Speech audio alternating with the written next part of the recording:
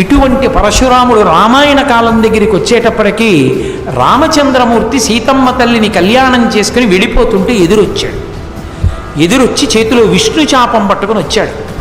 నిజంగా ఆయన వస్తుంటే పరశురాముడు వశిష్ఠాది మహర్షులు చూశారు. రామచంద్రమూర్తి యొక్క సైన్యం అంటే దశరథ మహారాజు గారి సైన్యం అంతా స్పృహ తప్పిపోయింది. పరశురాముడు వస్తుంటే ఎందుకో తెలుసా అండి, పరశురాముణ్ణి చూసి కాదు, ఆయన వస్తుంటే అంత ధూళి రేగుతుందిట. ఆయన తపశ్శక్తి అటువంటిది, ఆ తేజస్సు అటువంటిది. ఆ ధూళికి ఆయన వెలుతురికి చూసి పడిపోయారు వాళ్ళు. ఆయన నిజంగా వచ్చి నించున్నాడు జటామండలంతో, శివుళ్ళ. వాల్మీకి మహర్షి అయితే త్రిపురాసుర సంహారం చేసిన పరమశివుళ్ళ ఉన్నాడని ఉపమానం వేశారు. నిలబడితే దశరథ మహారాజు గారు భయపడిపోయి, ఇంతమంది క్షత్రియుల్ని చంపేశావు, ఇంద్రుడి దగ్గర ప్రతిజ్ఞ చేసి మానేశావని విన్నాను, ముక్కు పచ్చలారని వాడు లేక పుట్టాడు, పుత్రకామేష్టి చేశాను, పెళ్లి చేసుకుని ఎడుతుంటే చంపేస్తావా ఏమి అని పాపం బతిమాలుతున్నాడు. రాముడు తండ్రి ఉండగా ఎక్కువ మాట్లాడ్డం. ఏమిరా పిల్లవాడా అన్నాడు. దశరథుడిని విడిచిపెట్టి రాముడి వంక తిరిగి, శివధనస్సుని భంగం చేశావుట, ఏది విష్ణు శాపాన్ని అందుకో చూద్దాం అని తన తాతగారైనటువంటి రుచీకుడి దగ్గర విష్ణువు పెట్టినటువంటి ధనస్సుని ఇప్పుడు తీసుకొచ్చాడు. తన తండ్రి జమదగ్ని దగ్గర ఉన్నది తనకి ఇచ్చాడని చెప్పి పట్టుకొచ్చి ఏది శివధనస్సుని ఎక్కుపెట్టిన వాడివి విష్ణు ధనస్సు కూడా ఎక్కువ పెట్టన్నాడు. ఆయన వెంటనే విష్ణు చాపాన్ని అందుకున్నారు. బాణాన్ని సంధించు అన్నాడు. బాణాన్ని ఎక్కుపెట్టి రామచంద్రమూర్తి అన్నారు, తండ్రి కోసమని చెప్పి అంతమందిని చంపావు కాబట్టి తండ్రి యొక్క రుణాన్ని తీర్చుకున్నావు, చాలా గొప్పవాడివి. కానీ నేనెవరో కూడా తెలుసుకోవాలనుకున్నావు, ఇది విష్ణు చాపం, దీనికి బాణాన్ని సంధించాను కాబట్టి ఈ బాణాన్ని నేను విడిచిపెట్టేయవలసిందే, దీన్ని ఉపసంహారం చేయడం కుదరదు. కాబట్టి ఇప్పుడు ఈ బాణం వేసి నువ్వు సంపాదించుకున్న అక్షయ లోకాల్ని పడగొట్టైనా, అక్షయ పుణ్యాల్ని పడగొట్టైనా, నీ గమన శక్తిని పడగొట్టైనా కాళ్ళ మీద బాణం వేస్తానిక నడవలేవు, రెండిటిలో ఏది కావాలో కోరుకోవాలి అనేటప్పటికీ చూశాడు పరశురాముడు. అర్థమైంది. కృష్ణ భగవానుడు అప్పుడు అగస్త్య మహర్షి ఆశ్రమంలో కృష్ణ మంత్రాన్ని ఉపదేశం పొందితే ఆవేశించి చెప్పాడు కదా, భవిష్యత్తులో విష్ణు చాపాన్ని ఎవరు పట్టుకుంటారో అప్పుడు నీ ఆవేశాలన్నీ తొలగిపోతాయి, పర్వతం మీద తపస్సు చేస్తావు ఇంకన్నాడు.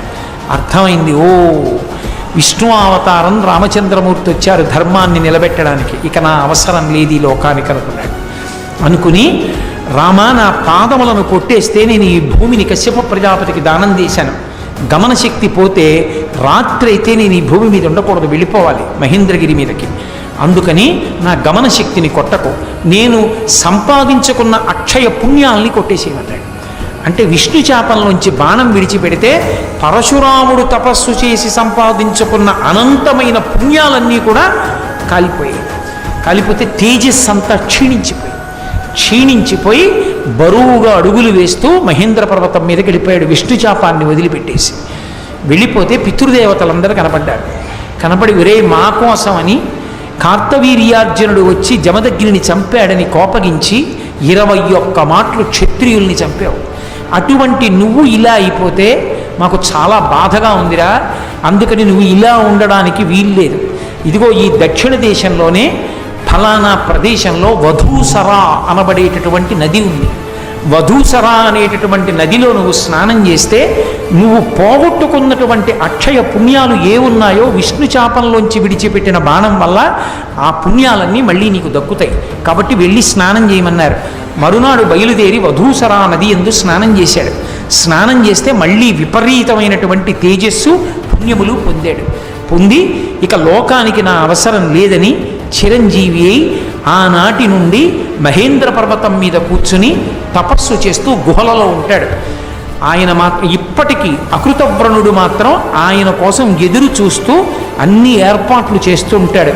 ప్రతి మాసంలో చతుర్దశి తిథి నాడు మాత్రం ఆ మహేంద్ర పర్వతం మీద ఉన్న గుహలోకి వచ్చి దర్శనమిస్తూ ఉంటాడు. అంతటి మహానుభావుడు చిరంజీవి అయినటువంటి పరశురాముడి గురించి ఎక్కడ చెప్పబడుతుందో అక్కడ అరిష్టము, పీడ, ఉగ్రభూతముల యొక్క ఉద్ధతి ఇవన్నీ తొలగిపోతాయి, ఎంతటి ఆపదలు కూడా సమసిపోతాయి. ఆవేశావతారములలో అత్యంత ప్రధానమై చిరంజీవి అయి తపోనిష్టా గరిష్ఠుడై రాబోయేటటువంటి కాలంలో సప్తర్షులలో ఒకడయ్యేటటువంటి అద్భుతమైనటువంటి అవతారం దశావతారాల్లో పరశురామ అవతారం.